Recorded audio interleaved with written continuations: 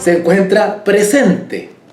¿Ok? En la carta de Tito, el mensaje de los 3 ángeles se encuentra muy presente. Solo que depende de la habilidad del lector, de la iluminación del espíritu en la mente del lector para poder visualizarlo. El lector superficial nunca podrá ver el mensaje de los 3 ángeles más allá de Apocalipsis 14. ¿Ok?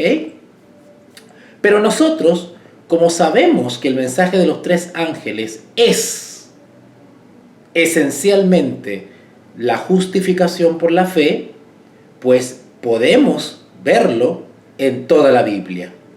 Segundo, también vimos que Tito es un tipo de un misionero para el tiempo del fin. Es el típico misionero que actuará durante la crisis final. Tito también resaltamos, o vamos a ver hoy, si es que alcanzamos, se le describe con unas características muy especiales, muy bonitas, y que son características propias de un sellado, en términos generales, de un sellado, y que son características que ojalá también pudiésemos tener nosotros, en especial quienes han sido llamados o escogidos para ser obreros. ¿Ok? Especialmente. Conversamos también que no todos son llamados para ser obreros, porque el obrero tiene que estar capacitado por el Espíritu para llevar a cabo su misión. ¿Ok? Mal estaría que un obrero se hubiese enviado a sí mismo, que por leer 2 o 3 libros ya está capacitado para abrir un canal de YouTube y comenzar a enseñarle a la gente. Ser obrero requiere primero un llamado, notoriamente, evidentemente, patentemente, indiscutiblemente.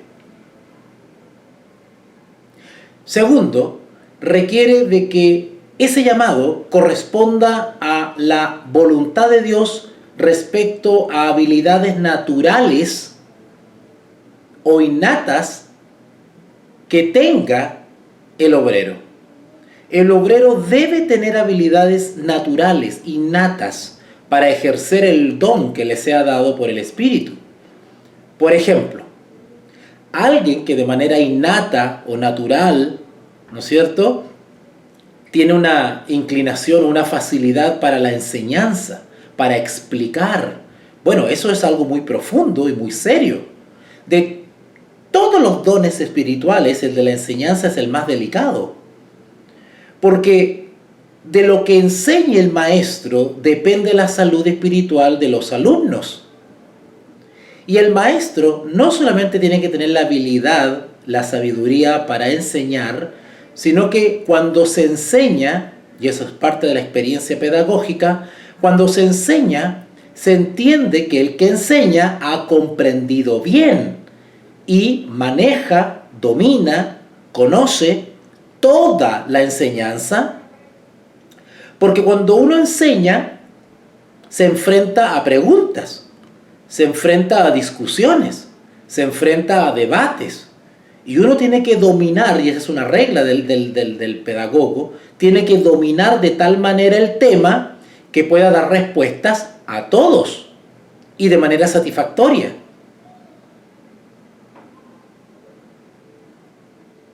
No podemos hacer uso del famoso dicho que dice, no, yo lo sé todo y lo que no sé lo invento, ¿verdad? No. Entonces, el don de la enseñanza o la labor de la enseñanza implica otros factores. Habilidad natural e innata, el llamado directo o patente de Dios mismo, la capacitación por el Espíritu Santo, ¿verdad? Y la vocación. El maestro, la persona que enseña, se debe a ese ministerio.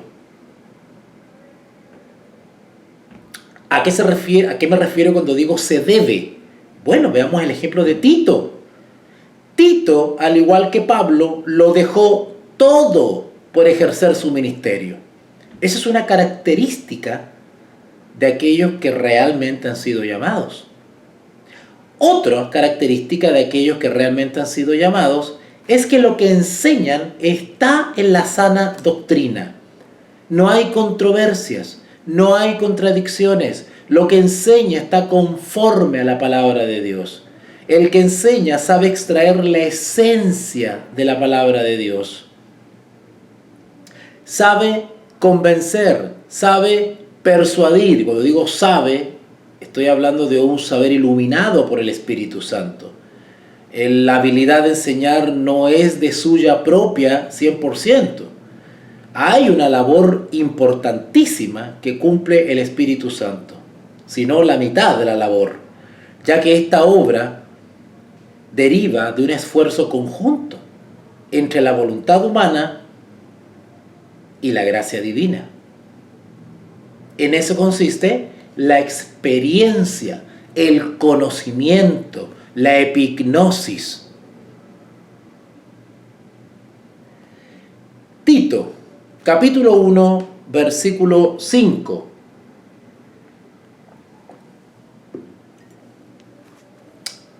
Se titula Requisitos de ancianos y obispos. Algo ya les adelanté en la clase anterior respecto a la misión de Tito, cuáles eran los objetivos de la visita de Tito a Creta, a esta isla tan conflictiva. Y se acuerdan que les dije que los habitantes de Creta eran conocidos por ser mentirosillos. ¿Ah? Así que en la iglesia también estaba sucediendo eso. En las iglesitas de Creta habían hermanos indignos, habían hermanos que estaban dando muy mal testimonio porque eran mentirositos y estaban muy desorganizados y confundidos. Y Tito, la misión que tenía era de ordenar, aconsejar, organizar, ¿no es cierto?, las iglesias de Creta. Así que Pablo comienza escribiendo esta carta en el versículo 5, continúa escribiendo esta carta en el versículo 5, justamente describiendo el propósito y los consejos y la misión de Tito. Dice así el versículo 5, Tito capítulo 1, versículo 5. Por esta causa, ¿okay?, por esta causa, te dejé en Creta,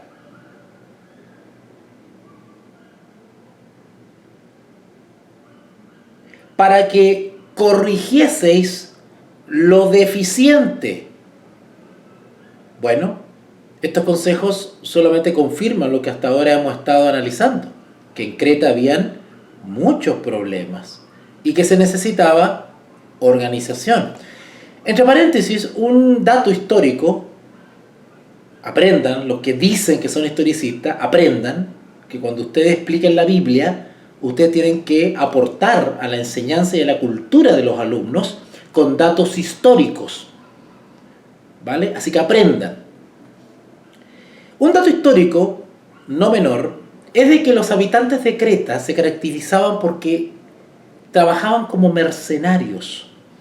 Gran parte de la población varonil de la isla se desempeñaba como mercenario. Mercenario quiere decir que eran guerreros a sueldo, guerreros a paga. Se debían al mejor postor, ¿vale?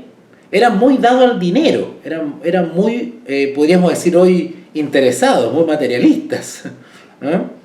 Y eso no es que lo diga yo, eso lo dicen los datos históricos. De hecho, les debo el nombre del poeta de origen cretense, que justamente escribió poemas e hizo muchas declaraciones sobre su propia gente, sobre los cretenses. Y este poeta cretense se llamaba Epiménides. ¿Se acuerdan que el otro día no me acordé? ¿No se los puede decir? Bueno, acá tengo yo una ayuda a memoria. Y se llamó Epiménides. ¿Ok? Y es de origen cretense, era de Creta. Por ahí vivió por el siglo VI antes de Cristo. Y escribió muchos libros y comentarios. Y este mismo poeta, en uno de sus escritos, escribió lo siguiente: porque en él vivimos y nos movemos y somos. Y Pablo, conociendo los escritos, o por lo menos ciertos escritos de Epiménides, usa una declaración de este Epiménides para incluirle la carta de Tito. Ahora, Pablo no lo hace para validar a Epiménides. Simplemente esa frase de Epiménides explica o describe o interpreta muy bien algo que quiere expresar Pablo. Y no lo pudo haber dicho de mejor manera, ¿no es cierto?, que de boca de Epiménides. Algo de eso ya les expliqué en las primeras transmisiones. ¿Ok? Por si acaso, les debía el nombre de este poeta, Epiménides. ¿Ok? Y el mismo Epiménides describía a los habitantes de la isla, sus propios compatriotas, y decían que eran unos mentirosos. ¿Ok? De hecho, en el uso popular, cuando se hablaba de los cretenses, inmediatamente la gente los asociaba con mentira, con mentirosos. Así que había que tenerle cuidado. ¿Ok? Y bueno, al parecer, muchos cretenses que habían aceptado a Jesús como Señor y Salvador se habían unido a la iglesia o a las iglesitas de Creta. Pero muchos de ellos todavía mantenían esos rasgos defectuosos, y estaban provocando problemas en la iglesia. Y Pablo lo que deseaba es que las iglesias diesen buen testimonio, justamente, ya que los cretenses tenían mala fama, pues las iglesias lo que tenían que hacer eran todo lo contrario, dar buen testimonio, demostrar en su vida devocional lo que Cristo había hecho por ellos y la transformación en sus vidas. Por eso que urgía a Pablo enviar a Tito, para que Tito se encargara y asumiese esa responsabilidad por un tiempo. No sabemos los motivos por los cuales Pablo no se quedó allí, pero sí tenemos datos de que Pablo estuvo allí. ¿Ok? Pero al parecer no se pudo quedar. Pablo debía seguir su viaje misionero. Así que dejó a Tito. Y comienza el versículo 5 diciendo: por esta causa te dejé en Creta, para que corrigieses lo deficiente y establecieseis ancianos en cada ciudad, así como yo te mandé. Dos cosas. Lo primero, corrigieseis lo deficiente. Esto de corrección es bastante amplio. El obrero de por sí es un corrector. De hecho, los 144.000 son correctores. Porque los 144.000, al no tener mentiras en su boca, no como los cretenses, ¿se dan cuenta que Tito es un tipo de un 144.000? Porque Tito debe enseñar la sana doctrina y corregir lo defectuoso. De igual manera, los 144.000 corrigen lo defectuoso porque enseñan la justicia, enseñan la verdad sana, no se contaminaron con mujeres, no ha sido hallada mentira en su boca, ¿no es cierto? Son sin mancha, ¿no es cierto? Tienen la sana doctrina, por lo tanto tienen la autoridad del cielo para enseñar la verdad, en contraposición con las tinieblas o Babilonia. Si nosotros extrapolamos esto para atrasito y nos vamos al tiempo de Tito, Pues podríamos decir que Tito era un 144.000 que fue enviado a Creta para corregir las tinieblas de Babilonia. La iglesia estaba un poquito contaminada y había que ayudarla, había que corregirla, ¿no es cierto? El corrector, lamentablemente, tiene que enfrentarse a la impopularidad, porque el corrector debe enfrentarse a aquellos que están en el error y debe enfrentarse con la verdad. Y no todos están dispuestos a que se les señale el error, a que se los descubra. Y no todos son humildes para aceptar la corrección. Hay orgullo. Entonces, el corrector, o en este caso el maestro, el que enseña, o el que fue enviado a corregir lo deficiente, debe armarse de fe y paciencia para esperar, ciertamente, oposición. Tito se enfrentó a esa oposición, sin duda. Corregir lo deficiente no solamente tiene que ver con la enseñanza teórica, doctrinal o dogmática, podríamos decir también, ¿no es cierto? Sino que también tiene que ver, en este caso y según el contexto, con lo que esté deficiente respecto a al diario vivir en comunidad. Estoy hablando de la iglesia, estoy hablando de la organización de la iglesia. Cuando digo organización, a quienes piensan superficialmente, lo que primero se les viene a la mente es la institución religiosa, tal cual como lo conocemos hoy en día, ¿no es cierto? La organización religiosa. Y nos imaginamos la institución, los edificios, ¿no es cierto? Las bancas, las salas, los salones, ¿ah? Nos imaginamos eso. Nos imaginamos a la iglesia desde una mirada jurídica, administrativa. Pero esta organización de la cual hace mención Pablo en esta carta respecto a lo que debía ser corregido, se está refiriendo desde el punto de vista práctico, el punto de vista del orden, del punto de vista de la debida dignidad en la organización, en el orden de la iglesia. Está hablando de lo que se conoce como el orden evangélico. Hay un libro que se llama Primeros Escritos. Hay un libro que se llama Primeros Escritos. Y en ese libro hay un capítulo que se llama El orden evangélico. Para aquellos que quieran leerlo, es un capítulo muy breve, pero puede aportarnos muchas cosas justamente respecto a esto que estamos leyendo. ¿Okay?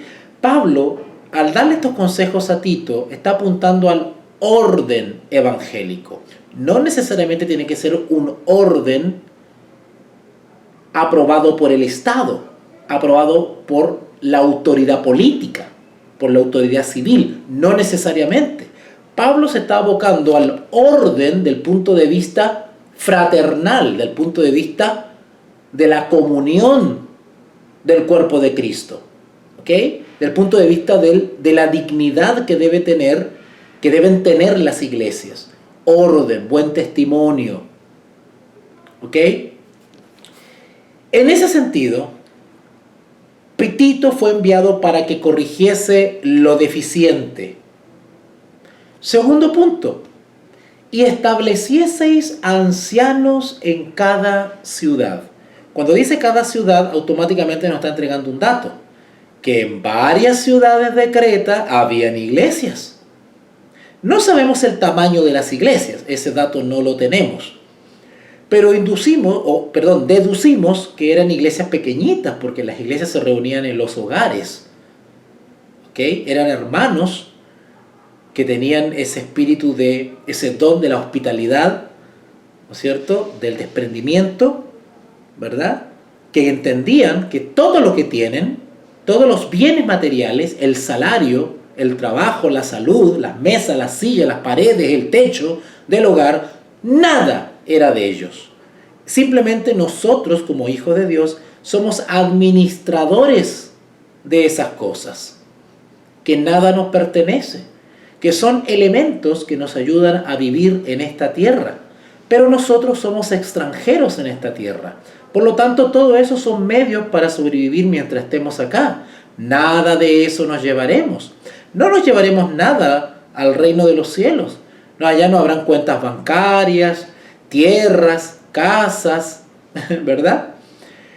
Así que los hijos de Dios entienden eso y son fieles mayordomos, administran bien lo que Dios les ha dado, incluido el salario.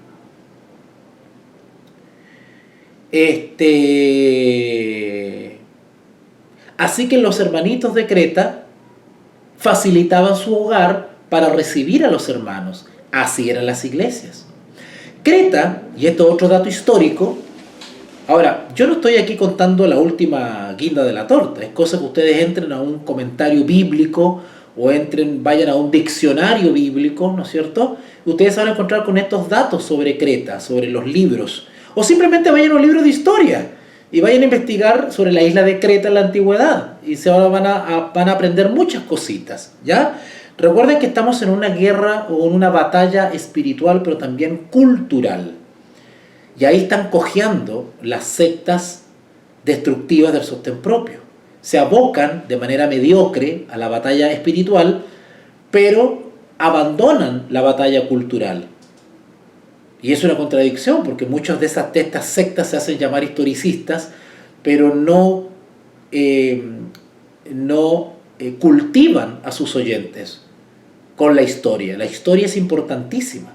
Si tú te dices que eres historicista, tú tienes que ir a la historia y tienes que conocer la historia y tienes que explicar la historia para robustecer la enseñanza bíblica.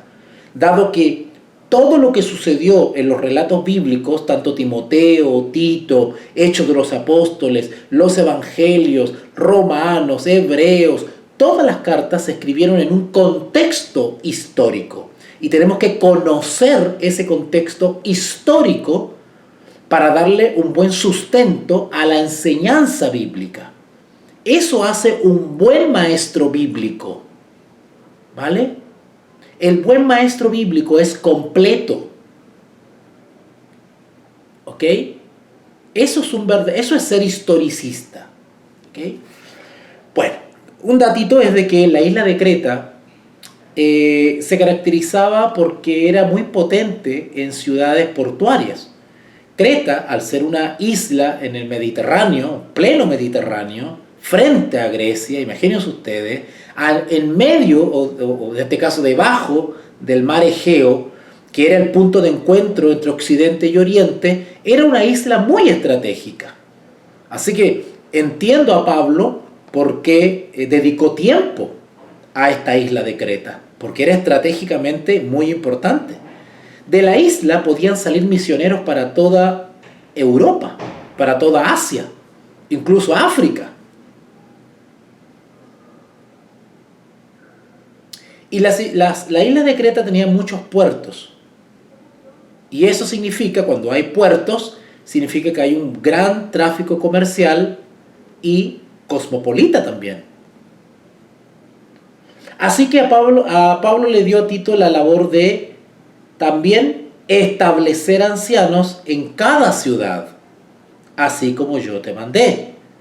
Ahora, esto de establecer simplemente quiere decir nombrar, designar, ¿no es cierto? Ancianos. ¿Qué son los ancianos? ¿Saben ustedes qué son los ancianos? ¿A qué se refiere cuando dice ancianos?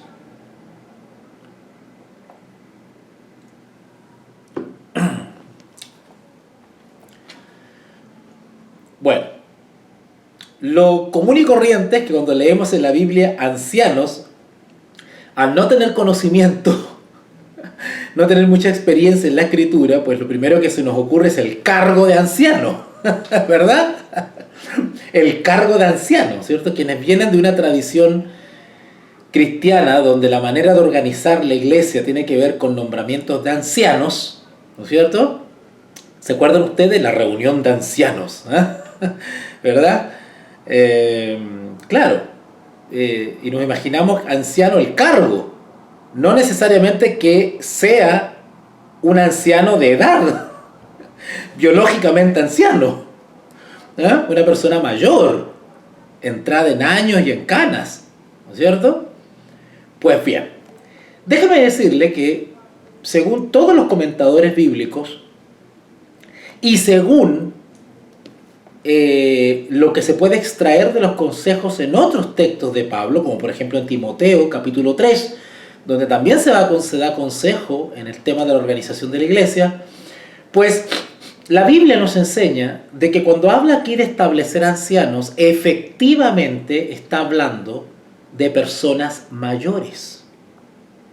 Está hablando de personas ancianas. Hoy diríamos tercera edad, ¿no es cierto? No, estamos hablando de ancianos. Ahora, ¿por qué ancianos? Porque los ancianos creyentes, evidentemente, pues tienen mucho más experiencia, han adquirido más sabiduría a raíz de esa experiencia, han visto mucho más cosas, el carácter se ha refinado, tienen mucha más consideración, pueden pensar de manera más reposada, no tan impulsiva como un joven. Así que, del punto de vista natural, el anciano tiene mucha más idoneidad para ejercer una labor de dirigencia o responsabilidad de liderazgo en la congregación. ¿Vale? Ahora, no solamente basta que peinen canas y sea una persona mayor, anciana, sino que también tiene que tener buen testimonio. Lo vamos a leer ahora. ¿Vale? Porque el ser anciano, desde el punto de vista de la edad, desde el punto de vista biológico, el ser anciano de la tercera edad, podríamos decirlo, claro, es un antecedente, pero no es todo. También debe acompañar a las canas el buen testimonio. ¿Ok? Sin embargo, hoy en día, esto de establecer ancianos, tal cual como lo dice la Escritura, se ha olvidado, se ha abandonado. Y hoy en día se conoce esto de ancianos como un cargo, un simple cargo administrativo. ¿No es cierto? Y se nombra a casi cualquier persona, no necesariamente una persona mayor. Hay situaciones en que a veces se nombran ancianos que son hijo de, amigo de, hay corrupción. Otras veces se nombran ancianos a dedo. Otras veces se nombran ancianos personas muy jóvenes. Pero no es así en la Escritura. Y establecieseis ancianos en cada ciudad, así como yo te mandé. La palabra anciano viene del griego presbítero. Así que cuando ustedes leen alguna otra versión bíblica que en vez de anciano dice presbítero, no se vayan a asustar. ¿Ah? Bueno, de ahí viene también presbiteriano. ¿Ah? ¿Han escuchado ustedes de esa denominación cristiana que se llaman los presbiterianos? Bueno, viene de ahí, ¿verdad? Del presbítero. Presbítero. Y presbítero es anciano. ¿Ya? Anciano. ¿Ok? Para que establecieseis ancianos. O sea, Tito tenía toda la confianza, tenía todo el respaldo del apóstol Pablo para desenvolverse en las iglesias de Creta. Como la gente de Creta tenía la fama de ser mentirosos, también tenían fama de ser desconfiados. Claro, como buenos mercenarios. Y de hecho, si ustedes van a un diccionario o simplemente van a un libro de historia, o van a Google, vayan a Google y vean ahí Creta antigua, ¿ok? Características, habitantes, qué sé yo. Creta era una isla bastante disoluta. Creta era una isla donde la mayoría de sus habitantes eran bastante corruptos. Eran bien sucios. Eran muy paganos, eran dados a las orgías, eran dados a la poligamia. Así que era una isla que tenía muy malas costumbres. Por eso era importante que Tito hiciese una labor impresionante, titánica, en esa isla. ¿Ok? Ah, sí, correcto. Así es, así es. Miriam me dice que actualmente los que así se llaman ancianos en las iglesias están atornillados en el puesto, ¿verdad? Incluso cuando algunos se les sorprende en corrupción o en pecado, pues se los tapa, ¿no es cierto? Y se los mantiene ahí en el cargo. Pues eso no es así, porque es requisito del anciano que tenga buen testimonio. Ya vamos a leer los requisitos, que tenga buen testimonio. Por ende, si el anciano deja de dar buen testimonio, deja de dar el buen testimonio que lo llevó justamente como candidato para ser anciano, pues tiene que dejar de ser anciano. O sea, cuando el anciano ya no cumple los requisitos morales, tiene que ser retirado, obviamente, porque para ser anciano se necesitan ciertos requisitos descritos en la carta de Tito y en Timoteo. Que entre paréntesis, Tito y Timoteo fueron los dos jovencitos alumnos y discípulos de Pablo. ¿Ah? Ok. Eso, buen dato, Anita, también. Mira cómo están aportando las chicas acá. Hoy en día, los así llamados ancianos de iglesia no tienen nada, en su mayoría, hay que decirlo, no tienen nada que ver con los ancianos descritos en la Biblia. Como dice Anita, dice que primero son unos flojos, que creen que son gerentes de la empresa, ¿no es cierto? Y se dedican a mandonear y le hace mal la autoridad. La autoridad, que en realidad es una autoridad espiritual la que se les da, pero ellos, al no tener la experiencia, pues esa pequeña dosis de autoridad le hace mal, los corrompe, ¿no es cierto? Y malinterpretan esa autoridad que se les da y se dedican solamente a mandar, ¿verdad?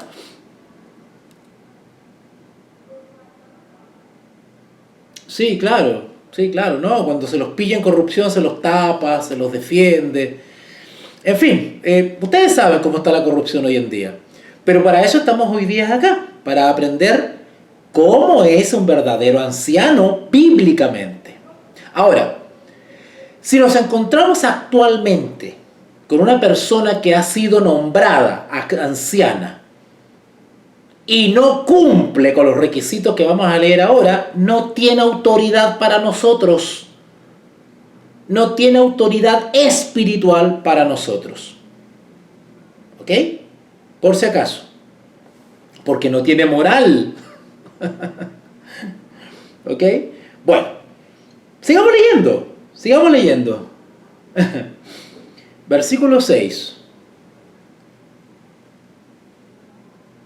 Bueno, el 5, ¿no es cierto?, leímos para que corrigiesen lo deficiente y establecieseis anciano en la ciudad, así como yo te mandé. Y sigue hablando sobre los ancianos y dice, el que fuere, característica del anciano, que debe de tener el anciano. Oiga, cuando yo leo esto me empiezo a acordar de un montón de gente. Señor mío, perdona mis pensamientos, Señor. Cuando yo leo esto me empiezo a acordar de un montón de gente que he conocido que es anciana, o que ha sido anciana, y en ese tiempo yo sin experiencia, ignorante, ¿no es cierto? Uno los reverenciaba y los estimaba. Pero cuando uno empieza a entender la escritura y a ver las características de un anciano, uno dice, wow, estuve en un circo en realidad. Ok, bueno. Bromas aparte, anécdotas aparte, sigamos leyendo. El que fuere irreprensible. ¡Wow! Acá ya topamos ya. En la primera topamos ya.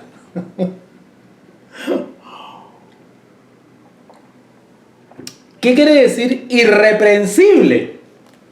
Yo le voy a leer la versión de Jerusalén porque esto hay que leerlo así, esto hay que leerlo en detalle. Esto hay que leerlo en detalle porque aquí yo me voy a dar un festín con estos textos aquí. A ver, vamos a Tito en la versión de Jerusalén. Tito capítulo 1, versículo 5. Vamos al 5. Dice así Tito 1:5. El motivo de haberte dejado en Creta fue para que acabaras de organizar lo que faltaba. Mire lo que dice la versión de Jerusalén. Fue para que acabaras de organizar lo que faltaba. Y la Reina Valera dice, para que corrigieses lo deficiente. Claro, deficiente viene de déficit, lo que falta. Está bien. Y la versión de Reina Valera dice, y establecieseis ancianos en cada ciudad. Esa es la Reina Valera. Establecieseis ancianos en cada ciudad. ¿Qué dice la versión de Jerusalén? Y establecieras presbíteros en cada ciudad, como yo te ordené. ¿Notaron? ¿Se acuerdan que le había dicho que en algunas versiones dice presbítero? Bueno, es lo mismo. Solo que la versión de Jerusalén castellaniza el término griego presbíteros. Presbítero es una palabra griega. Solo que acá se le pone castellanizada. O sea, es más fiel, digamos. Dice, lo aplica al castellano o lo traduce al castellano tal cual, muy parecido como se dice en griego. Presbíteros o presbíteros, algo así, pero presbítero. Entonces, está mucho más apegado al original griego de la Biblia de Jerusalén. ¿Ok? Pero bueno, ancianos o presbíteros, para que sepa. ¿Ya? Ok. Y el versículo 6 dice, el que fuere irreprensible. ¿Qué dice la versión de Jerusalén?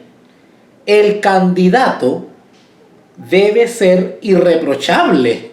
¡Wow!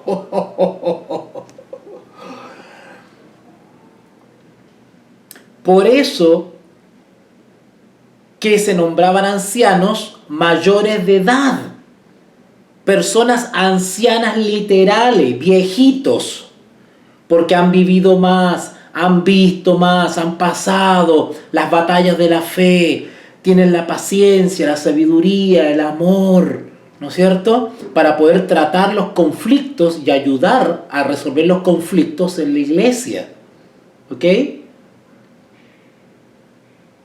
Exacto. Es toda razón, Anita. Actualmente, y eso ustedes saben así, que hemos sabido casos, ¿no es cierto?, de ancianos actualmente que son pedófilos, maltratadores de la esposa, adúlteros, sinvergüenzas, ¿no es cierto? Y sin embargo, ahí está, se los tapa y se los tiene en el cargo.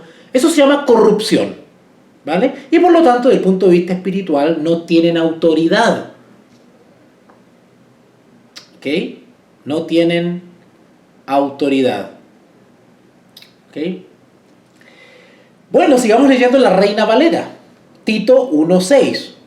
El que fuere irreprensible, es decir, irreprochable. ¿Ok? Ahora, el hecho que una persona, o en este caso un anciano, sea irreprochable no es lo mismo que ser perfecto.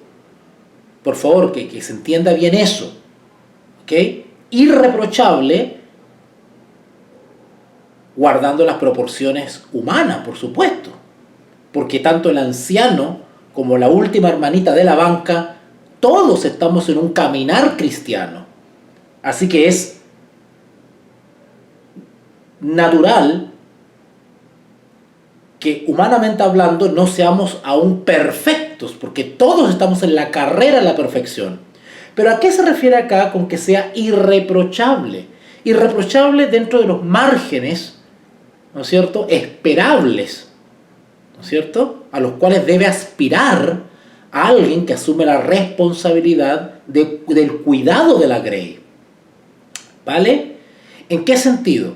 En el sentido de que haya dado buen testimonio, ¿verdad? Tenga un buen testimonio, que haya dado frutos evidentes de cambio, de conversión, de consagración, de responsabilidad, de vivir una vida conforme a los principios de Dios, ¿no es cierto? Un hermano que se constituya en un referente, en un ejemplo a seguir, Un hermano que no dé mal ejemplo. Al contrario, que sea digno de admiración. ¿No es cierto? Eso es ser irreprochable. ¿Mm? Ok, bueno. Así que ese requisito ya vemos que la gran mayoría de los actuales dirigentes que se dicen ancianos no la cumplen. Y ya vamos a ver otra. Ya vamos a ver otra porque sigue el descarte. Sigamos con el versículo 6. El que fuere irreprensible, y acá viene, marido de una sola mujer. O sea, el anciano debe ser casado. Marido de una sola mujer. Para allá voy, Miriancita, para allá voy, la Miriancita. Miriancita se me está adelantando en el estudio, ¿ah?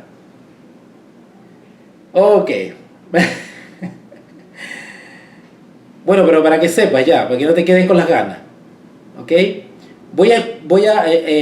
Anciano viene del griego presbíteros y obispo viene de episcopos. De ahí viene episcopal, episcopo. Obispo viene de episcopo y tiene que ver con supervisar, ser un veedor, un observador. Eso es un obispo, ¿no es cierto? Alguien que tiene una mirada general de todo y supervisa, está siempre vigilante en la grey, cómo está la cosa. Eso es el obispo. ¿Okay? Ya vamos a ver ya cuál es la diferencia, porque hay dos visiones respecto al anciano y al obispo, que las voy a explicar, que no se contradicen la una a la otra, pero hay ciertos matices que algunos quieren ver entre obispo y anciano. Algunos dicen que es lo mismo. Anciano o obispo es lo mismo, ¿vale? Solo que en algunas iglesias se le llamaba ancianos y en otras iglesias se le llamaba obispos o episcopos, ¿vale?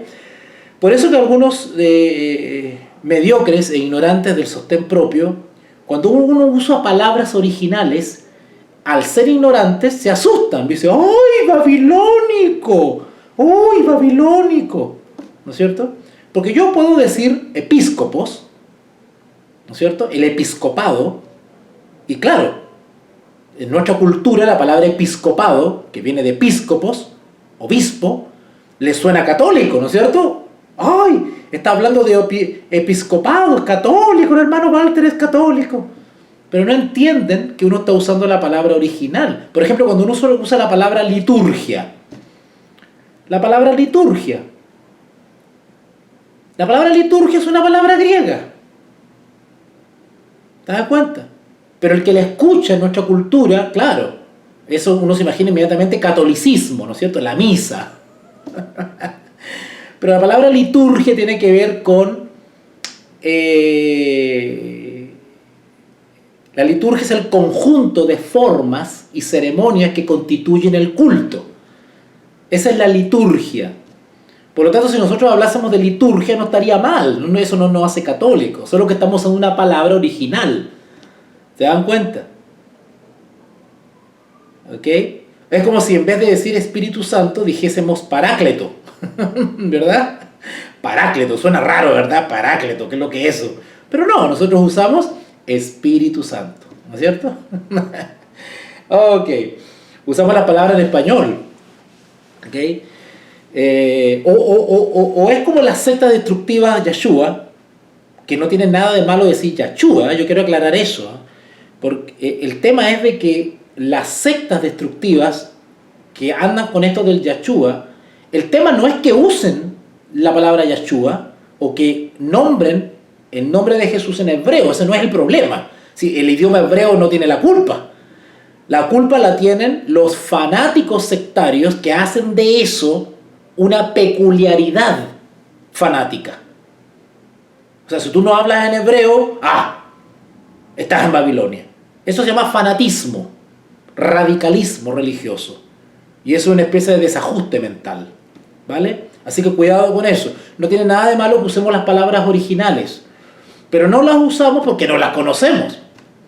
Entonces el que no las conoce y escucha a alguien que sí las usa, ¡ay!, se asusta. ¿No es cierto? Ok. O es como aquellos que se asustan cuando tú usas la palabra Trinidad. ¡Ay, babilónico, pagano! Dice, y rasgan vestidura, y ¡ay! Porque usaste la palabra Trinidad. Pero la palabra Trinidad está describiendo simplemente una realidad bíblica, la existencia de las tres personas. Tres, trío, triada, trino, tres, de ahí viene, tres. La palabra tri significa tres, eso es todo. Entonces, para describir esa realidad bíblica usamos la palabra Trinidad porque nos sirve. Así como Pablo citó a un poeta, Epiménides, porque lo que dijo ese poeta le servía, lo extrajo para describir algo, ¿no es cierto? Y no altera la enseñanza bíblica. De igual manera nosotros usamos la palabra Trinidad. Pero quien no conoce el idioma original o no conoce la historia, claro, se espanta y dice, ¡ay, usa la palabra Trinidad no está en la Biblia! Dice, ¿no es cierto? Bueno, en fin. Tito 1:6 entonces. El que fuere irreprensible, marido de una sola mujer. Interesante que dice, no dice marido de mujer, marido de una mujer. Dice de una sola. ¿Por qué este énfasis? Porque en vez de decir marido de una sola mujer, Pablo pudo haber dicho que esté casado y ya está. ¿No es cierto? O marido que tenga mujer. Pero acá dice marido de una sola mujer. Claro, para entender por qué Pablo hace eso, hay que entender el contexto histórico. Y ya les dije ya que en Creta se practicaba la poligamia. Era común, sobre todo era común en las jovencitas, que tuviesen relaciones íntimas sin haber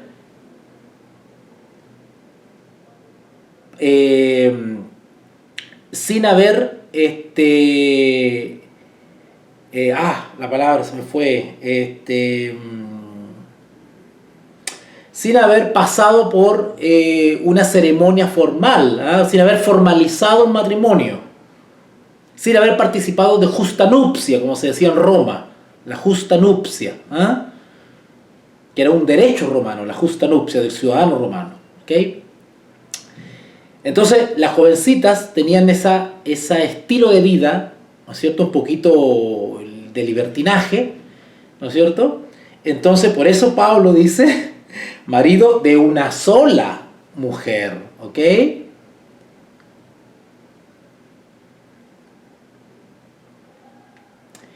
Anita me dice, ¿cuándo fue que los judíos dejaron de tener muchas mujeres? La verdad es que no entiendo mucho la pregunta, porque en realidad el pueblo judío nunca practicó la poligamia.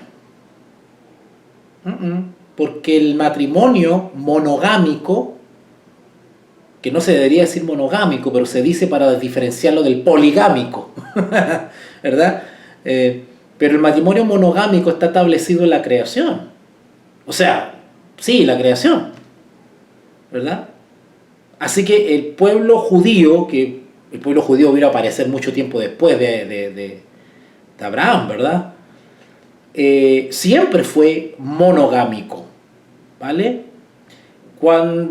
Si alguna vez los judíos o alguna rama o secta del judaísmo ya en tiempos más recientes cayó en la poligamia, eso es debido simplemente a una distorsión nomás, a una apostasía, ¿vale? No tengo conocimiento, y te lo digo porque no puedo hablar de algo que no sé. No tengo conocimiento. Sí, pero eso... Claro, pero eso no. Cuidado. Los casos que hay en el caso de Abraham, de Jacob y otros más que podamos encontrar por ahí, son incidentes aislados. Cuidado. Eso no es... A ver... fueron prácticas que fueron toleradas por Dios en el contexto del aprendizaje, del desarrollo, ¿vale? Así como, a ver, quiero explicar algo acá. Así como los discípulos, desde que aceptaron a Jesús, vivieron todo un proceso de aprendizaje y de madurez hasta alcanzar el conocimiento pleno de la verdad. Así como los pioneros, ¿no es cierto?, desde que dieron sus primeros pasos en la verdad, fueron avanzando en madurez y en luz hasta estar firmemente establecidos en la verdad. Así como nosotros, cuando empezamos nuestra carrera cristiana, todavía teníamos muchas cosas del viejo hombre, de las viejas prácticas, pero fuimos puliéndonos en el camino hasta la perfección. De igual manera, en la Escritura se nos describe de manera cruda las prácticas indebidas de Abraham y de otros más, ¿no es cierto? No para establecer, no para validar esas prácticas, sino simplemente para describir el proceso de madurez y de aprendizaje, ¿vale? Dios estableció en la creación la monogamia, el matrimonio entre un hombre y una mujer. Por lo tanto, todos los incidentes que leamos en adelante hay que explicarlos en su contexto, en su experiencia y como algo excepcional, ¿vale? Por ejemplo, la regla general es el matrimonio entre un hombre y una mujer, ¿no es cierto? Y lo que Dios une no lo separa el hombre. Esa es la voluntad de Dios en términos generales. ¿Cuál es la excepción a esa regla general? El divorcio. Y no porque exista divorcio es que Dios aprueba el divorcio. No es el plan de Dios. No porque en la Biblia hayan casos de poligamia, quiere decir que la Escritura o Dios aprueba la poligamia o aprobó la poligamia en algún momento. No.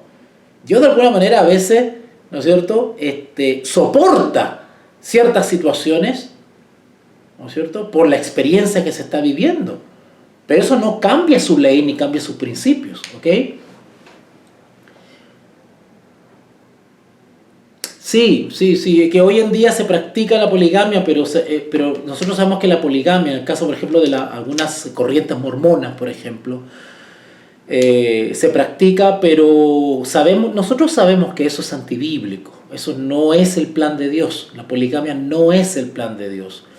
Y si alguna vez existió y leemos casos de eso en la Biblia, esos son casos excepcionales, son casos aislados, eso no es regla general y eso no corresponde a la voluntad de Dios, ¿vale? Eso se hace porque seguramente muchos de los personajes bíblicos, si ustedes estudian, por eso es que hay que ser historicistas de verdad, cuando ustedes estudian el origen, la cultura, ¿no es cierto?, las costumbres, ¿no es cierto?, o las tradiciones o las prácticas en las cuales se desarrollaron muchos personajes bíblicos, todos venían de tierras paganas. Abraham venía de Ur, venía de Caldea. Si ustedes estudian las prácticas religiosas y las costumbres de los caldeos, ustedes se van a sorprender. Entonces el proceso de pulimiento de Abraham duró mucho tiempo. Abraham, cuando salió de Canaán, salió de Caldea, de Ur de los caldeos, salió con muchas costumbres. Y sin embargo, la sabiduría de Dios fue moldeando, guiando y enseñando a Abraham, aún con esos defectos que todavía tenía Abraham. Ejemplo de eso, el pueblo de Israel. El pueblo de Israel estuvo por décadas en Egipto. Y cuando el pueblo de Israel sale, pues no salió perfecto. Salió con todas las costumbres y salió con todas las tradiciones y las prácticas de los egipcios. Y sin embargo, Dios estaba con ellos. Y la nube los guiaba de día y el fuego los guiaba de noche. Y sin embargo todavía tenía muchas cositas paganas. Entiendan eso. El hecho que nosotros entremos a la vida de Dios no quiere decir que seamos perfectos.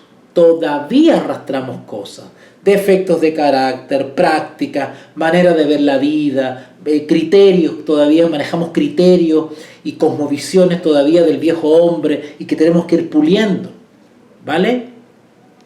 Ok, entonces, sigo avanzando. Versículo 6, Tito 1:6. El que fuere irreprensible marido de una sola mujer. Ay, ay, ay, acá viene la tercera. Y que tenga hijos creyentes. Ya, Cielo me dice acá, vamos a leer lo que dice Cielito. Hermano, disculpe que me vaya del tema, pero si hay una pareja y uno de los... Oye, este tema del matrimonio de las parejas es un tema pero controversial en la iglesia. ¿Saben ustedes la cantidad de hermanos que me han llamado para hacerme consultas sobre el tema del matrimonio? Yo no sé los que estudian teología, oye, no le aclaran estas cosas a los hermanos que tienen que llamar a un disidente para que les explique. A mí me han llamado hermanos de otros países, me han llamado de todo Chile, gente que no conozco en persona, pero me llaman. Oye, hermano, mire, una consulta, si el hombre es casado y ella, ¿en qué ese caso? ¿Qué se hace? Oiga, impresionante la confusión que hay respecto a estos temas del matrimonio y de las parejas, cuando está clarito en la Biblia. Bueno, yo entiendo eso porque hay mucho falso maestro por redes sociales. Yo le hablé el otro día de un sujeto de apellido Enamorado que está enseñando una falsa doctrina sobre el matrimonio. Y ahí está. Dale que dale, miles lo siguen. Bueno, Cielito me pregunta, hola, hermano, disculpe que me vaya del tema, pero si hay una pareja y uno de los dos muere, bueno, ahí me falta un dato, porque me imagino que me hablas de una pareja creyente. Ese dato no lo tengo, de una pareja cristiana me imagino, ¿cierto? Y uno de los dos muere, ¿sería correcto que tenga otro compromiso? O sea, no es que no sea correcto, pero es válido, pues. Pero claro, sobre todo si la pareja es joven. Pero claro, pues. Claro. Ahora, si la viuda decide quedarse solita y servir al Señor, amén por eso. Pero si la mujer es joven, en este caso una mujer, puede ser un varón también, si es joven, pero por supuesto que puede rehacer su vida, ¿cuál es el problema? ¿Que ser viuda es pecado? ¿Ok? ¿Desde cuándo ser viudo es pecado? Cuando el cónyuge muere, se deshace el vínculo matrimonial, no existe matrimonio. Porque para que exista matrimonio bíblicamente, tienen que estar los dos cónyuges unidos en vida. Cuando uno muere, el estatus de la relación cambia. Ya no existe matrimonio, porque para que haya matrimonio se necesitan dos. Cuando uno muere, la viuda queda viuda, pero ya no hay matrimonio, no existe el matrimonio. ¿Qué están diciendo las sectas satánicas del sostén propio? ¿Qué están diciendo? Están diciendo que cuando un cónyuge muere, esa hermana o ese hermano tiene que quedarse solo porque el matrimonio es para toda la vida, y aplican el versículo que dice: lo que Dios unió, no lo separe el hombre. Aplican ese versículo, que el matrimonio es para toda la vida, por lo tanto esa viuda sigue casada, dicen ellos. Y por lo tanto, si la viuda vuelve a rehacer su vida, está en adulterio. Esa es la interpretación torcida que están dando algunas sectas destructivas del sostén propio. ¿Ok? Ah, creyente, perfecto. Sí, eso es, Cielito, eso es. Mira, yo he tratado estos temas, claro, como me han botado los videos de YouTube y lo han sacado, ya no están esos temas, pero yo he hablado sobre esos temas del matrimonio, y a ver si vuelvo a tocar esos temas, porque veo que me siguen preguntando, y por favor háganlo, con toda confianza, háganme sus preguntas, escríbanme al Telegram, yo con mucho gusto le voy a responder para allá, ¿ok? Miriancita me dice: en las iglesias nunca se habla de estos temas del matrimonio. Claro, porque toca medio mundo.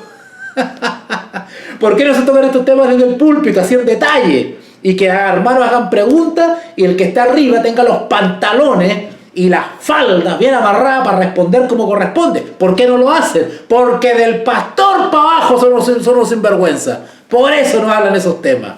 Ya les conté esa vez, no, mejor no voy a hablar de esos temas. En fin. Sí, claro, claro. No, mira, generalmente las instituciones religiosas hacen ciertas charlas para matrimonio, ¿no es cierto? Pero te cuentan todo bonito y todo lindo, ¿no es cierto? Todo color de rosa, no van a la esencia, no tratan estos casos conflictivos como el que me pregunta Cielo, ¿no es cierto? Bueno, ¿qué pasa si se muere? ¿Qué pasa si adultera? ¿Qué pasa con la víctima de adulterio? ¿Qué pasa con el adúltero? ¿Se puede casar otra vez? Esos temas no los tratan, porque quedaría la guerra mundial en la congregación. ¿Ustedes se imaginan? Les toca, cada cual se tendría que poner el sombrero que le calce. Pero bueno. Ok. Ok. Bueno, vamos a avanzar un poquitito, y porque ya estamos en la hora. Vamos a avanzar un poquitito. Bueno, dice que tenga hijos creyentes. Yo les pregunto a ustedes, vean a su alrededor. Vean a su alrededor. ¿Quiénes de los que se dicen ancianos tienen hijos creyentes? No me estoy refiriendo a esos hijos que van a hacer el show porque los papás los levantan todos los sábados a la mañana, ¿no es cierto? No me refiero a esos hijos que hacen el show, ¿cierto? Que van a la iglesia bien bonito, con la corbatita, pero no les interesa a Dios para nada, ¿no es cierto? Ni escuchan los sermones, ¿verdad? Ni tampoco me estoy refiriendo a esos hijos que dicen que son creyentes, pero van a la universidad, van al colegio y andan con el feminismo y andan con todas estas causas y tienen el cerebro lavado, pero dicen que son cristianos, ¿no es cierto? No me estoy refiriendo a esos hijos. Acá dice hijos creyentes. La palabra creyentes dice es mucho más que la liturgia, que la forma de religión, de verse bonito, que el sábado, que el papá lo llevó y que acá, que va a la clase de niños, eso es superficial. El tener hijos creyentes son hijos que son reverentes, hijos que son respetuosos a las cosas de Dios, hijos que son temerosos de Dios. ¿Vale? ¿Vale? Yo quiero explicar algo acá respecto a los hijos creyentes. Hay hermanos que tienen una noción equivocada de cómo guiar al hijo en las cosas de Dios. Y después sufren una decepción porque el niño empieza a pensar por sí mismo, empieza a desarrollar su propia personalidad, llega a la etapa de la adolescencia, 14, 15 años, resulta que el niño, que usted de chiquitito lo ha llevado a la iglesia, de que chiquitito lo ha llevado a las clases de niño, resulta que comienza a rebelarse. Y resulta que llega con el pelo morado, y resulta que empieza a participar de cosas que ustedes saben que no corresponden. Y usted dice, ¿pero por qué? Si lo crié de niño, iba a la clase de niño, iba a la clase, lo llevaba, le ponía su corbatita, se veía bonito. ¿Por qué? Porque no se le enseñó la verdadera religión. Se le enseñó una religión superficial. Se le enseñó una religión de formas. Una religión de sábado en la mañana, de esto, del horario, de que aquí, que allá, que la clase de jóvenes, que esto, que aquí, que allá.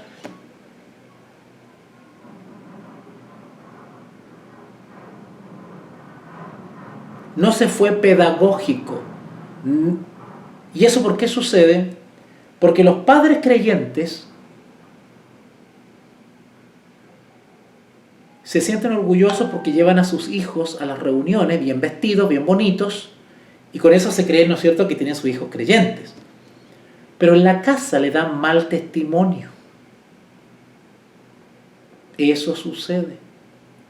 No ven el carácter de Cristo en el padre ni en la madre, ven inconsecuencia, ven contradicción. Ven que el padre es mentirosillo, que la madre es mentirosilla, ven que el padre es sinvergüencita, que hace cosas incorrectas. Entonces, por más que vayan a las reuniones cristianas, los niños se van criando con esa contradicción. Y van viendo que el mundo cristiano no es real, que el mundo cristiano es una actuación. Entonces no valoran el cristianismo porque ven que es algo que no es eficaz, que no es real, que no es efectivo, que realmente no es lo que se dice. Porque yo lo he vivido, dicen los jóvenes. Yo vi a mi papá que hacía esto, yo vi a mi mamá que hacía esto. Por lo tanto, a mí no me cuentan el cuento. ¿Y qué hace el niño? Comienza a valorar otro tipo de cosmovisiones, porque esta ya no le llama la atención, no es digna de respeto esta cosmovisión cristiana, y por lo tanto empiezan a haber otras cosmovisiones. Y por eso vemos hijas de cristianos o hijos de cristianos que andan metidos en uno y otra cosa buscando una identidad. ¿No es cierto? Porque se le ha inculcado una religión a costa de actuación, de hipocresía, de consecuencia y a la fuerza. La religión no es a la fuerza. Nunca, nunca. ¿Ok? Saludos a Ida. Mira, Ida. Soy esposa de Ángel Apaza. Ah, perfecto. Espero que ustedes sean como Pablo dice que tiene que ser Tito, esposa, marido de una sola mujer. Así que ya sabe Ángel, a cuidar como oro a Ida. Ok.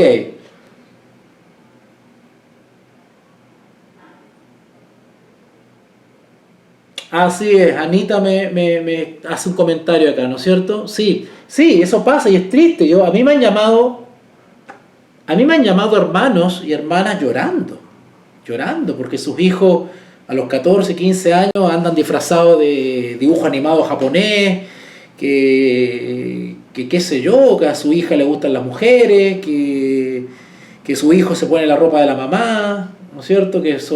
Practican el transvestismo, que están en las drogas, que están en los movimientos feministas, que están en el movimiento gay, y son niños que se han criado en la iglesia.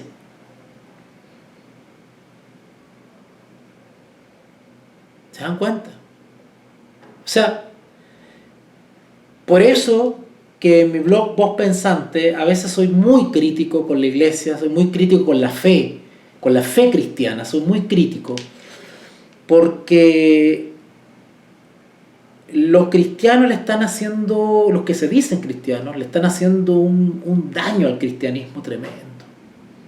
Y es por la inconsecuencia. Por la inconsecuencia. Bueno, acá dice que el anciano debe tener hijos creyentes.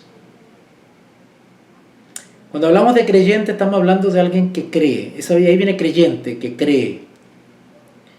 Y la persona que cree no lo evidencia, o sea, no evidencia ese creer por la forma de la religión. El que cree, cree con la boca cerrada. El que cree, cree para sí. El que cree, vive como creyente. No tiene por qué mostrar que es creyente. El que cree, lo hace. Aunque no vaya a la reunión. Aunque no vaya a la clase de niños. Aunque no se ponga corbatita, aunque no pasa adelante cuando hacen llamar a los niños, no importa. El que cree ha sido bien formado en creer, porque se le ha enseñado a creer, porque ve al padre y a la madre cómo creen.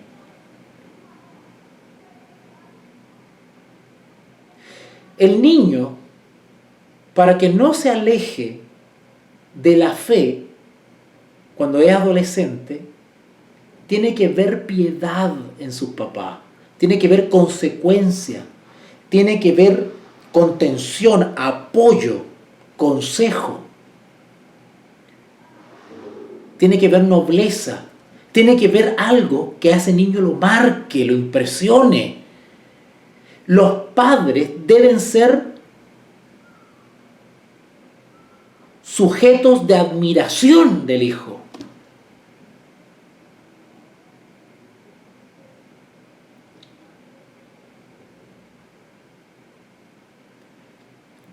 cielo me dice, yo creo que eso es porque los padres inconscientemente les enseñan a sus hijos a aparentar, exacto, o cubrir lo que son en la iglesia, cuando en verdad son otro, exactamente. Exactamente, porque siempre yo me he dado cuenta que los papás tratan de mostrar porque las reuniones los sábados en la mañana, sobre todo en los templos, eso es una puesta en escena, eso es una actuación. O sea, cada cual, ¿quién parece mejor cristiano, más consagrado? Una cosa impresionante. Yo me he dado cuenta de eso, donde las familias tratan de mostrar que son la familia ideal, la familia cristiana, ¿no es cierto? Y a veces no es así. Hermanos, seamos espontáneos, seamos nosotros mismos, no temamos a la crítica injusta. Siempre va a haber gente que nos va a criticar, y que nos va esto y nos va esto otro. ¿Se dan cuenta?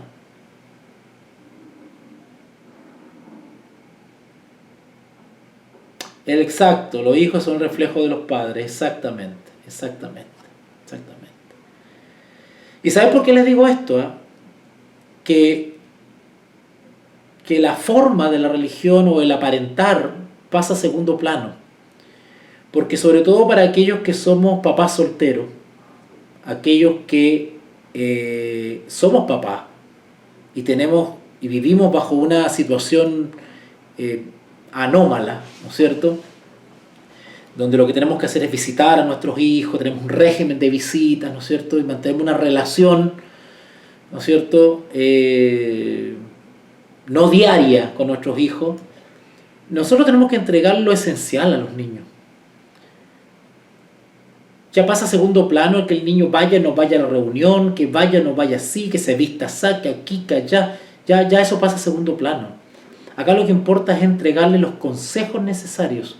Que el hijo y la hija, y lo digo por experiencia, porque me pasa con mi bebé, que los hijos valoran tremendamente cuando tú le hablas con amor, cuando tú eres un aporte para ellos, cuando tú los comprendes, cuando tú constantemente le estás dando un buen consejo, un consejo sabio. Esos niños valoran eso. Yo me he dado cuenta, en el caso con mi hija, por ejemplo, me he dado cuenta que en el caso de mi hija, por ejemplo, ella me admira a mí como papá. Por distintas razones, porque, qué sé yo, siempre le doy una buena opinión, porque el papá es inteligente, porque el papá lee, porque el papá, no sé, ha viajado, porque el papá conoce el mundo, porque el papá... Por distintas cosas que como los niños ven al papá, ¿no es cierto? Entonces, uno al ser sujeto de admiración, lo que tú le digas, ellos lo consideran, lo guardan, lo tienen ahí. Porque ellos se están enfrentando al mundo y ellos van a comparar lo que tú les has entregado con mucho cariño y amor versus lo que están recibiendo de afuera. Y ellos comparan, empiezan a comparar porque inevitablemente ellos están desarrollando su propio carácter, ellos están desarrollando su propia visión de la vida. Y ellos están tomando de aquí y de por allá. Pero cuando ellos reciben ese consejo de alguien que saben que los ama, que tú vas a estar ahí incondicionalmente, ¿cierto? Que ellos no tienen temor de expresarte cosas, porque tú puedes darle un buen consejo. Cuando tienen esa confianza, oye, mira, yo te voy a decir una cosa. Mi hija, voy a contar algo personal acá, espero que los demonios adventistas no graben esto y después lo usen, pues, ¿verdad?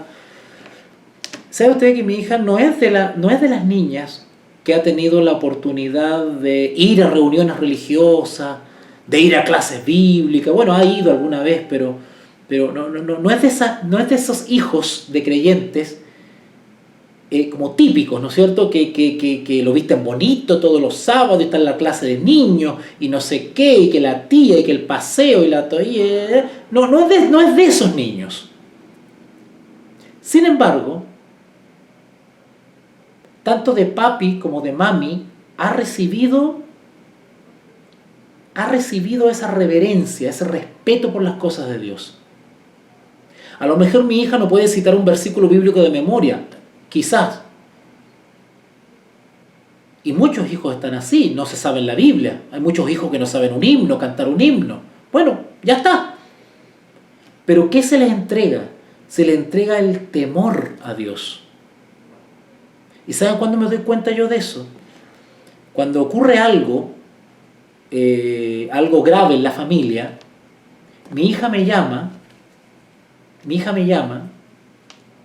y me dice, papá, ora porque está enfermito. O sea, ella sabe que hay un Dios al cual podemos recurrir, podemos orar en situaciones difíciles y que Dios puede hacer milagros.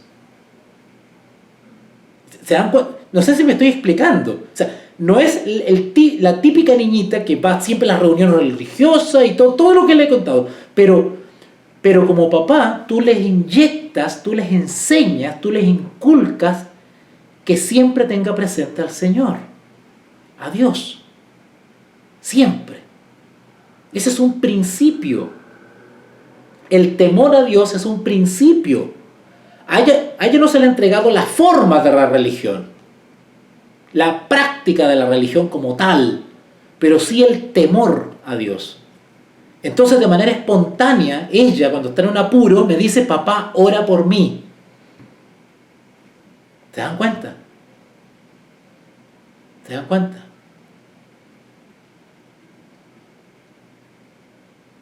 ¿Ok? El temor a Dios. Y que también es parte de nuestra cultura. ¿Cierto? De hecho, la religión y la cultura nunca tuvo que haberse dividido. Pero gracias a las corrientes filosóficas, por culpa de las corrientes filosóficas, se dividió la religión y la cultura. ¿Ok? Entonces, cuando habla de hijos creyentes, es algo más profundo que la forma. El hijo creyente es aquel que teme a Dios, es aquel que no ignora a Dios, que lo tiene presente, tiene la semilla. Y en momentos de crisis, ese niño sabe que puede recurrir a Dios, porque existe un Dios, ¿verdad? Sí, claro, sí.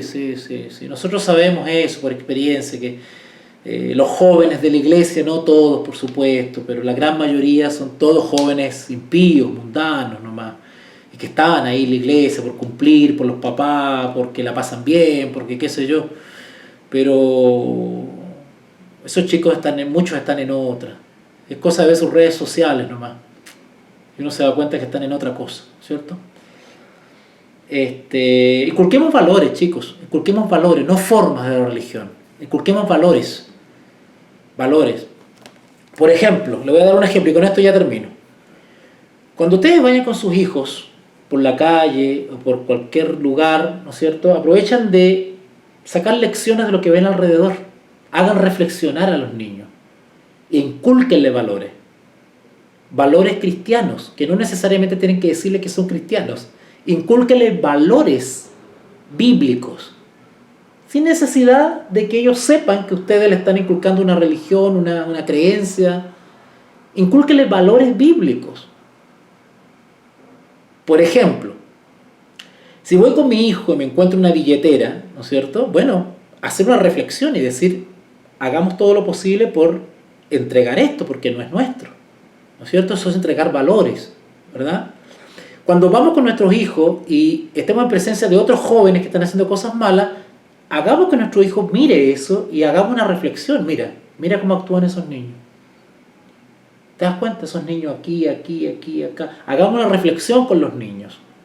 Cosa de inculcarle esos valores. ¿Te das cuenta? Yo hago eso con mi hija. A veces cuando pasamos por algún lugar y hay chicos que son chicos que evidentemente están deconstruidos, bueno, yo hago una reflexión y converso con mi hijo. Le digo, mira la conducta de esos niños.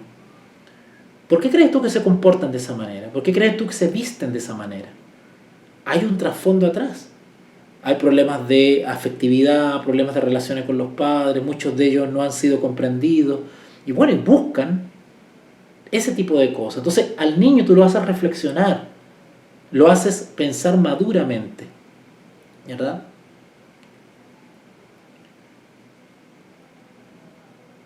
Y claro, seguramente tu hijo de alguna manera va a adoptar modas y cosas que son propias de la influencia de alrededor.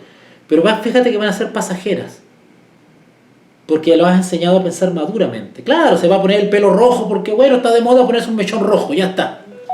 Pero va a ser algo pasajero, a los 2 meses se lo va a quitar porque sabe, por lo que le ha explicado el papá de la vida y de la realidad, que eso corresponde a una situación, a un disfraz, a una moda, a una corriente que demuestra otro tipo de enseñanza, otro tipo de vida y que no se corresponde con ella. ¿Te das cuenta? Bueno, en fin, vamos a dejarlo hasta acá. Justamente me está escribiendo mi hija ahora aquí. No, mi hermana me está escribiendo. Bueno, vamos a dejarlo hasta acá. Vamos a dejarlo hasta el versículo 6. Mañana, desde las 15 horas, recuerden que nos vamos con todo con Tito y seguimos con las características que debe tener un anciano. ¿Ok? Ya vimos ya de que debe ser irreprensible, marido de una sola mujer y que tenga hijos creyentes. Vamos a hablar un poquito más de eso. Y después dice que no estén acusados. Ojo, que no estén acusados de disolución ni de rebeldía. Otra vez estamos con esto. Rebeldía no es no usar corbata. Rebeldía es no ir a la reunión. Eso no es rebeldía. Hermanos, veamos las cosas espiritualmente. Hay veces que padres se angustian. Ay, mi hijo no quiere ir a las reuniones. Empieza a averiguar por qué no quiere ir a las reuniones. Ahora, ¿el hecho que no vaya a la reunión quiere decir que tu hijo no cree en Dios? No necesariamente. El texto dice hijos creyentes. El hecho que tu hijo no vaya a una reunión o no quiera ir a una reunión porque simplemente es aburrida, no quiere decir que tu hijo no crea en Dios. ¿Te das cuenta? A lo mejor tu hijo es creyente. A lo mejor tu hijo sí respeta a Dios y tiene temor a Dios, pero no quiere ir a la reunión. Piensa en las cosas de manera más espiritual, más profunda. ¿Vale? Bueno, acá dice, hijos creyentes que no estén acusados de disolución ni de rebeldía. ¿Qué es ser rebelde? Bueno, vamos a analizar eso mañana. A las 15 horas en adelante, larga duración, nos largamos a hablar de Tito. Ojalá avancemos harto con Tito, ¿ya? Es una carta cortita, deberíamos terminarla pronto, ¿ya? Pero más vale tomarse su tiempo, pero explayarse y comentar y compartir con ustedes. Gracias por los comentarios, ¿eh? Hagan sus comentarios, yo pudiendo siempre los voy a leer y vamos a comentarlos, solo que se nos va a ir el tiempo, sí, pero voy a tratar de ir conversando con ustedes y ir comentando, ¿ya? Bueno, vamos a dejarlo hasta acá entonces.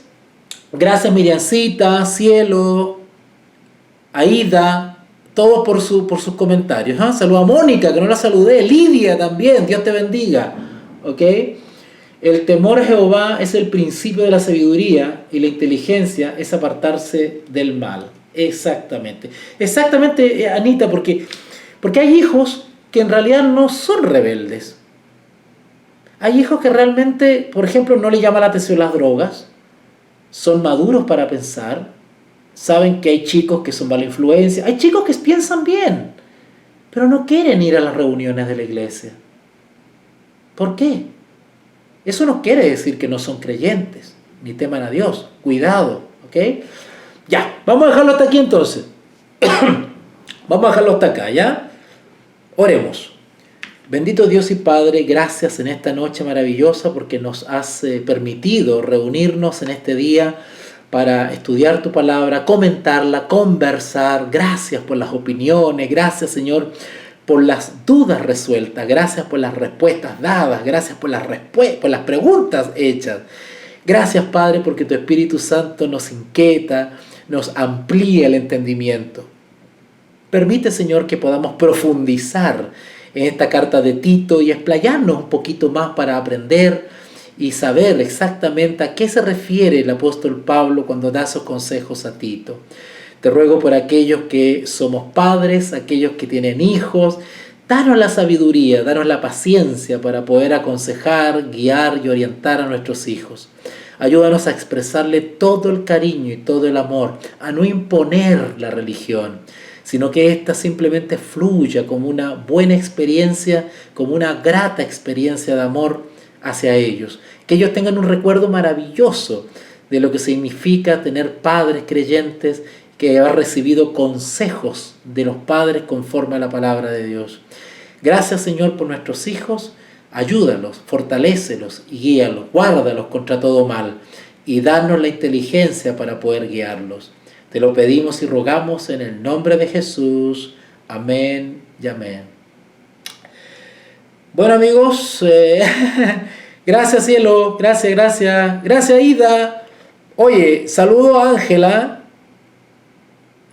Saludos, chicos, saludos César, Bernabé, gracias César. Nos vemos entonces más ratito, a las 15 horas, a las 3 de la tarde, todos a conectarse, seguimos con Tito, ¿ya?